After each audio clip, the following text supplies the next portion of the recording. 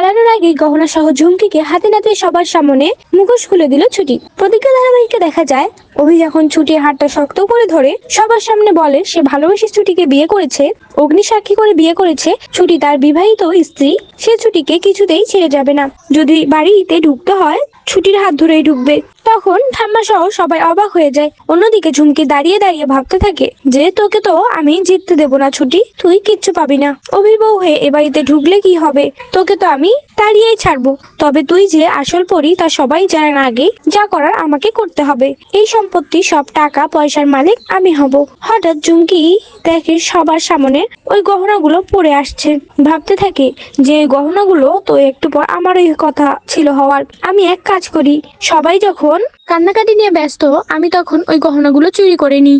এই বলে ঝুমকি ওই গহনাগুলো একটা দুটো করে নিজের ব্যাগে ভরতে থাকে, যেটা ছুটি দেখে ফেলে এবং ছুটিকে ভাবতে থাকে দেখি এই কি করে ঝুমকি তোর গহনাগুলো চুরি করছে, আর ওগুলো চুরি করার পর ঝুমকি তো এখান থেকে পালিয়ে যাবে। তখন এবারে সবার কি অবস্থা হবে, আর তাছাড়া অন্য কাউকে ফাঁসিয়ে দেবে না তো, ঝুমকি কাজ করতে দেওয়া যাবে না। আমি ঝুমকি এখন হিরণময় ছাড়ের মেয়ে পড়ি, অথচ ও এখনো চুরি করে, ওর সেই স্বভাব এখনো যায়নি। কেউ না জানলেও আমি তো জানি ঝুমকি ছোটবেলায় থেকেই চুরি করে।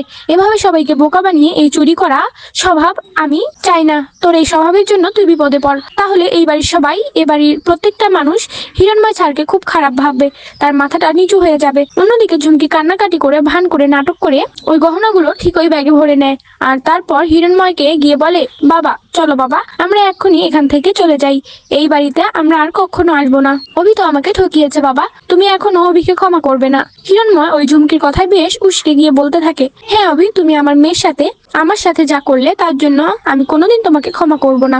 আজ থেকে এই পরিবারের সাথে আমার সম্পর্ক শেষ। এই বলে যখন ওই ঝুমকির হাত ধরে হিরণময় বেরোতে যাবে তখন ওই অভির মা খেয়াল করে দেখে গহনা নেই। অভির মা অবাক হয়ে বলে এ কি, এখানেই তো গহনাগুলো ছিল, গহনাগুলো কোথায় গেল? সবাই তাকিয়ে দেখে বড় বড় ডায়মন্ডের নেকলেস, দামি দামি নেকলেস গুলো কিচ্ছু এখানে নেই, কোথায় গেল?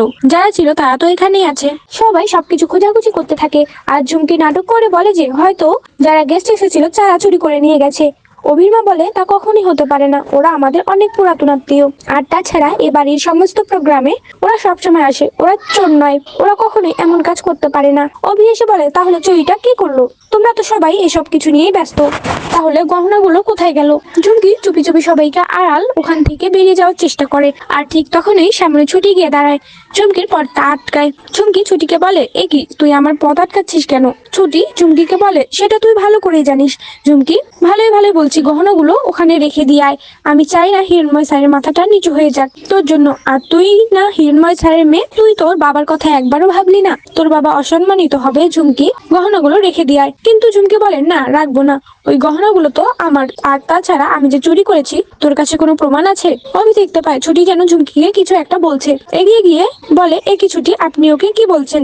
ঝুমকিকে তবুও কিছু বলে না, বরং পালিয়ে যাওয়ার চেষ্টা করে। তখনই ছুটি জোর করে ঝুমকির হাতটা চেপে ধরে, আর তারপরে ওই গহনাগুলো সবার সামনে বের করে বলে যে গহনাগুলো আসলে ঝুমকি চুরি করেছিল, আর সেগুলো নিয়ে এখান থেকে চলে যাচ্ছিল। এটাই ওর স্বভাব, ছোটবেলা থেকে ও চুরি করে, যেটা দেখে সবাই অবাক হয়ে যায়। অবাক হয়ে যায় হিরণময় নিজেও। ছুটি কাঁদতে থাকে আর বলে আমার কোনো দোষ নেই, এটা আসলে আমার একটা রোগ, আমি ইচ্ছা করে কোনো কিছু করিনি। লজ্জায় মাথা নিচু হয়ে যায় হিরণময়। অন্যদিকে অভিরও লজ্জা লাগে, আর সেই সাথে ছুটি বাড়তে থাকে। ঝুমকি তুই এতটা নিচু মেয়ে? তো বন্ধুরা তোমরা এটাই চাও তো এভাবেই যেন গহনা সহ ঝুমকির মুখ সবার সামনে খুলে দেয় ছুটি? কমেন্টে জানাতে ভুলো না। ধন্যবাদ।